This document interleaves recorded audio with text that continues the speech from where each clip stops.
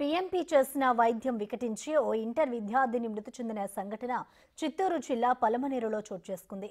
దీంతో అమ్మాయి కుటుంబ సభ్యులు, బంధువులు వైద్యం అందించిన పీఎంపీ ఆసుపత్రి ముందు ధర్నాకు దిగి ఆసుపత్రిని ధ్వంసం చేశారు.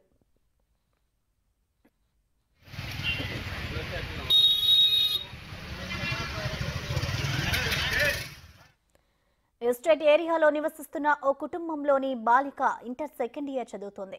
జ్వరం రావడంతో పట్టణంలోని శ్రీనివాస క్లినిక్ కు తీసుకెళ్లగా చికిత్సలో భాగంగా ఇంజెక్షన్ వేసి మందులు ఇచ్చారు. కాగా బాలిక ఇంటికి వెళ్లిన కొద్దిసేపటికే తేజశ్రీకి ఫిట్స్ వచ్చి పడిపోవడంతో హుటాహుటిన ఆసుపత్రికి తరలించారు. అనంతరం అక్కడి నుండి చిత్తూరుకు, తిరుపతికి తరలించారు.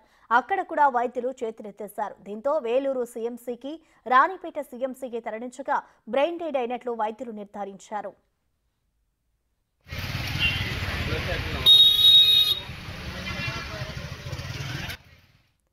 దీంతో బాలిక శవాన్ని తీసుకుని నేరుగా శ్రీనివాస క్లినిక్ వద్దకు చేరుకుని ధర్నా చేశారు. ఈ క్రమంలో ఆసుపత్రిలో ఫర్నిచర్ను ధ్వంసం చేశారు. పోలీసులు సంఘటనా స్థలానికి చేరుకుని కుటుంబ సభ్యులకు న్యాయం చేస్తామని హామీ ఇవ్వడంతో ధర్నా విరమించారు.